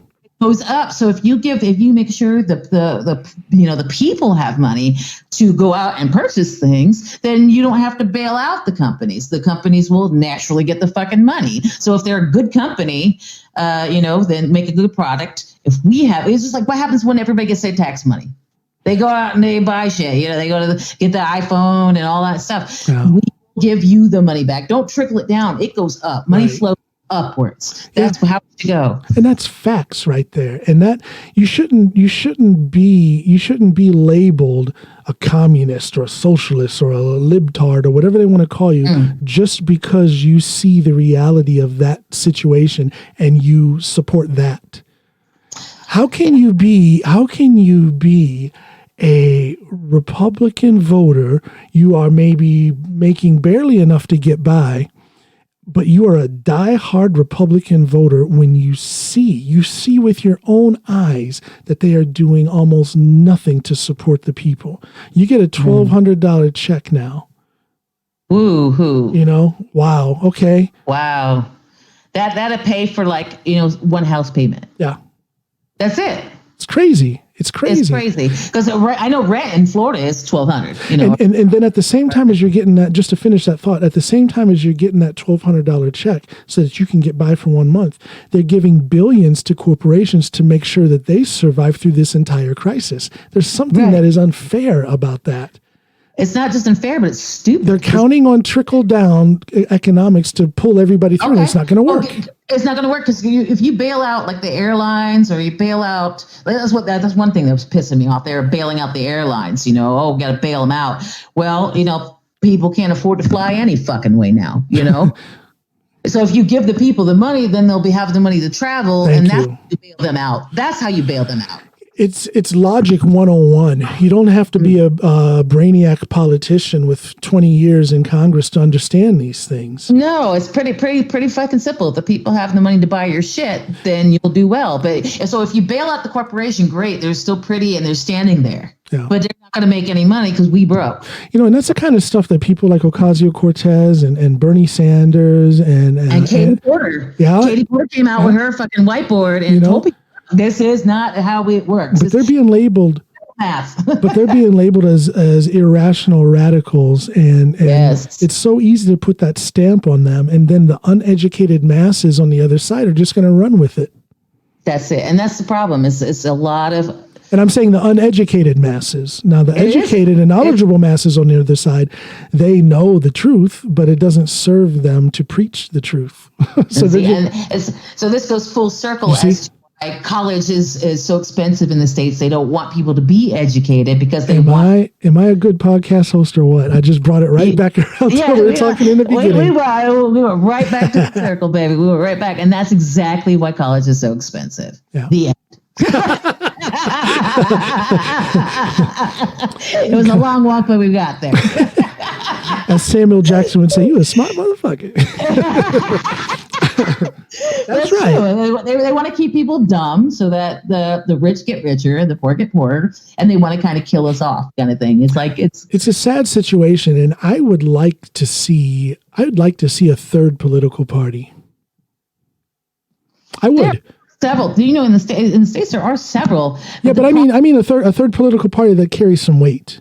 Well, that's kind of impossible. I watched this video about how it's called first past the post, right? So if you have we do have like several parties. We got the Green Party, we got the Libertarians, we got all people, right? So, but what it is that if they see one is getting more votes, which they're more well known, people have to drop out and.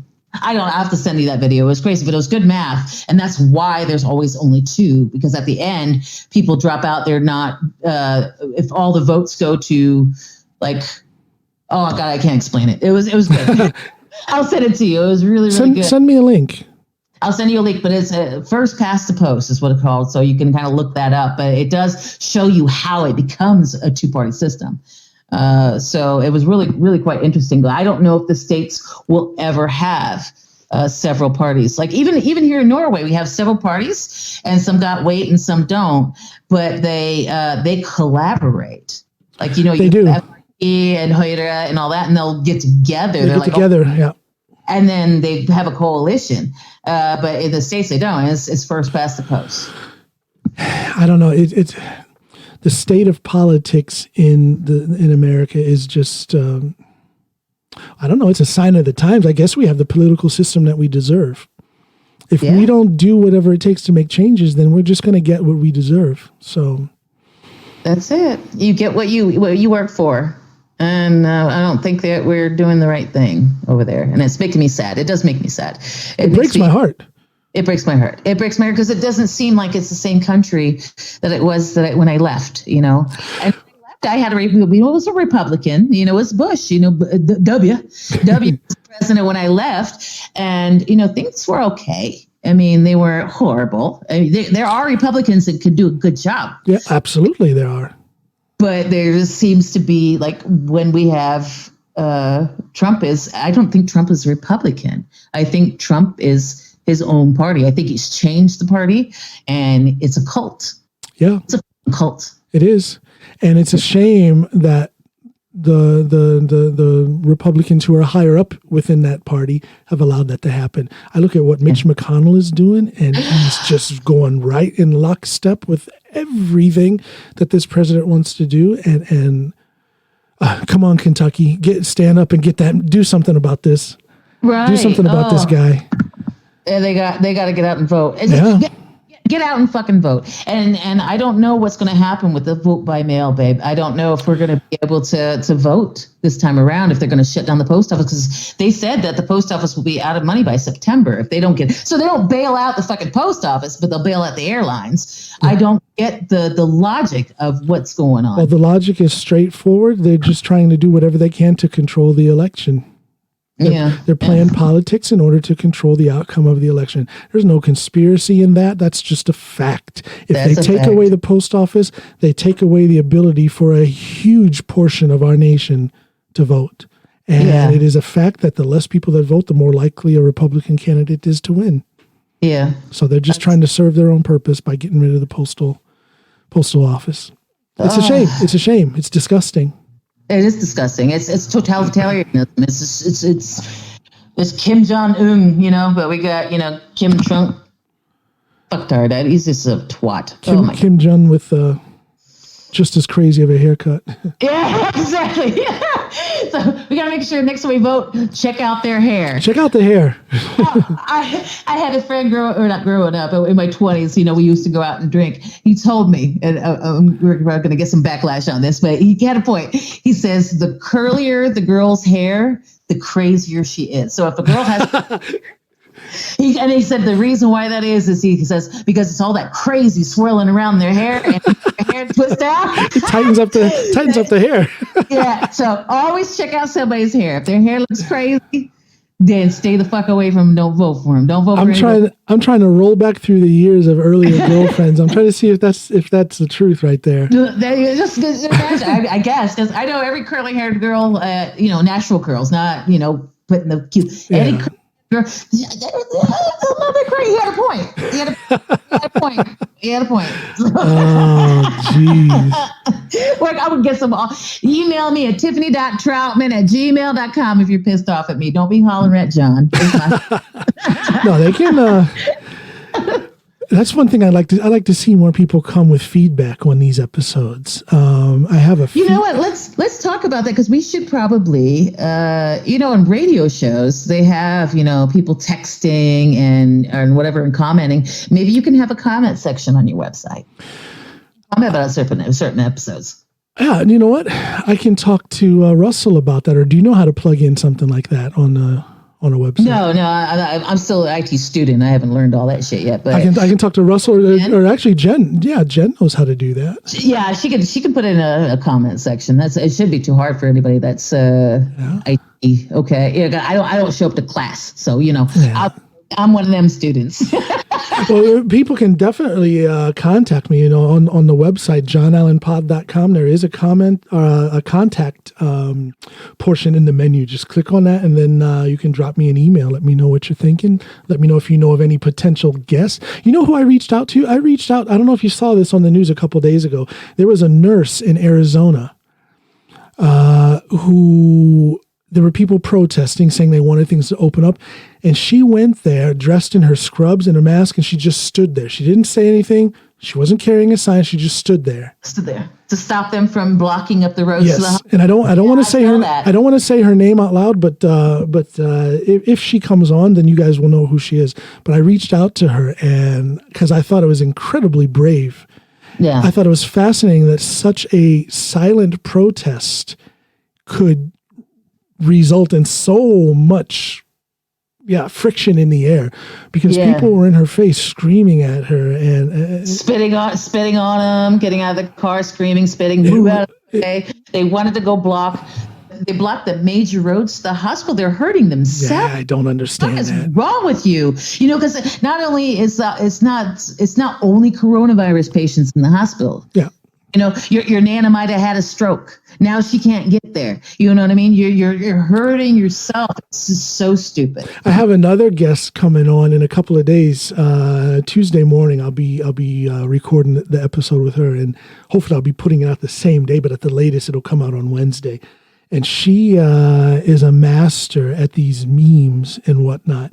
And nice. she has a whole series of memes. You guys will know who I'm talking about. A lot of people, because some of these things have gone viral with millions of viewers. The most recent meme she did, the "Don't Tread on Me" snake. Yeah. She had it was that flag, "Don't tread on me," but the snake was gone. So there was just a little patch of grass there. Grass, right? The flag was up on the wall in a hospital room, and the snake was laying in a bed with a ventilator shoved down its throat. So it was "Don't tread on me." The flag was on the wall of the hospital room, but the snake was laying in a bed with a ventilator going down its throat. That says a lot. That says a lot right there. I don't know. I'm not a scientist, so that means that I kind of have to believe what the scientists and the medical professionals say. And the medical professionals say that we should still have a certain amount of social distancing, so that people want to protest that. I get it. People want to go back to work. But why are they just denying the medical aspects of this? The science, they don't listen to experts. I don't get that. I don't know. I don't get that either. There's certain types of people that don't want to be told what to do. And I get that. I get it. It's frustrating. It's very, I'm fine, but I get it that a lot of people are being extremely negatively affected by having to quarantine or social distance, not being able to work and whatnot. I get it. But the way around that is not to ignore the medical aspects. The way around that is not to get in the streets and deliberately block entranceways to hospitals. The way around that is not to hate on medical professionals, nurses and whatnot.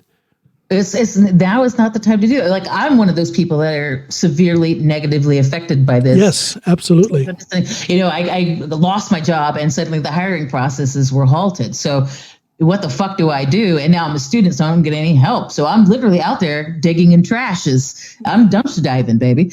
But I'm listening to the experts. I'm doing it with a purpose. It should give me a purpose. It does give me a purpose to strive for more, to be resourceful, not to hurt other people. I'm not hurting other people. I'm trying to be and that's my own wits. Yeah, exactly. And that's what it boils down to, is everyone is being affected by this in whatever way they're being affected by it. And you should do what you can to make things better for yourself, but not at the expense of others. Don't put someone else's health at risk. But just to see them actively and deliberately blocking entrances to hospitals.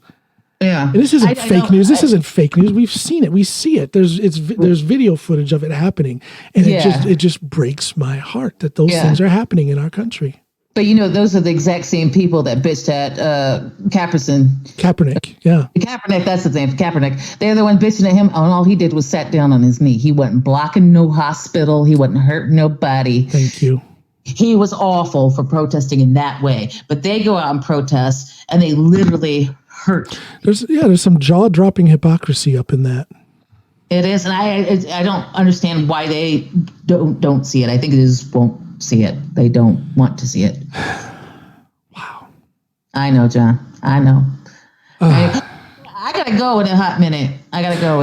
I have to run as well. I have to go out there and see if Snoopy has knifed the computer or not.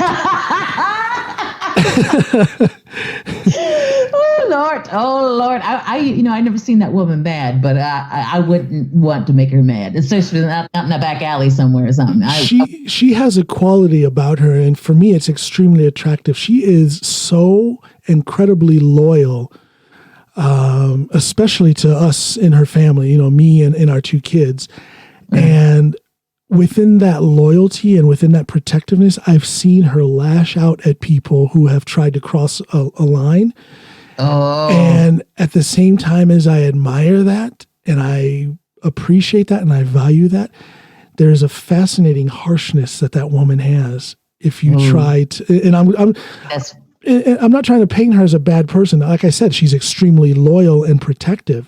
And if you try, I have some stories I could tell you about things that have happened where people have crossed the line that could have resulted in harm to me or our children. Right. And Snoop has risen up like a mother lion. She's a Valkyrie. That's what absolutely. Because I'm the same way. You don't fuck with me or my babies. You not fuck with me and my babies. Yeah, I am sweet to them and I'm loyal to them. But if you come and you hurt my kid, I will gut you from stem to stern just to watch you twitch. Exactly. Well, and Snoop has this incredibly warm and caring side that I see. I see it too. And then when I see her throw out that protective side when it's appropriate, when it's needed, and it goes and it puts up that wall in front of someone who's trying to come into that zone, it's fascinating to watch. Yeah. She has a duality. Yeah, you switch it like that, but I think all of us do. Sure. Yeah. I think it's that, I know like I said, that's why I clicked with her. There was something I see a little bit of me and you and me, because I will do the same thing. And I'm sweet and loving to my boyfriend. Like I said, we have an open talk of communication relationship. Me and my son bond. I love him. You hurt either one of those people, I will fuck your world up. There you go. You guys know where you stand. You know where you stand with Tiffany Trautman. Do not fuck with my people. John, I will cut you too. I will cut you. I'll put a razor in my bra and cut your ass. There's a duality. There's a whole lot of people who love hard. Yeah. They are protective and they will fight hard too. Absolutely. That's my Snoopy. Fighter. She's a baby. Ooh, she ain't but yay big, but she's tough. Oh man. Dynamite comes in small packages. There you go. Well, listen, Tiffany, I absolutely enjoyed this, as I always do. This is the third time you've been on as a guest now. Oh, I'm a recurring guest. and we got to talk about some things that have taken us a couple steps away from the areas we usually talk about. But I think this was a great episode. This is fun. It's always fun, and I'm looking forward to the next time, John. I'm looking forward to the next time. I'm gonna keep bugging you to come on your show. Oh, you got an open invitation. You won't have to bug too hard. I want you. I want you to come on. I love these conversations. We have a great time, man. This is a good thing. All right, girlfriend. Take care of yourself. All right, you have a good one. Give your love to my family. I will do that. Give my love to your yeah. Well, your family. Your family. You're in. Yeah. All right. All right, girl. Talk to you. All right. Bye. All right. Bye. All right, everybody. Tiffany Trautman. Gosh, I love that woman. So thank you for tuning into this episode. Bye, everybody. I'm coming home. I'm coming home. Yes, I am. Yes, I'm coming home. I'm coming home. Yes, I am. My Lord, oh my Lord, Lord, I'm coming home.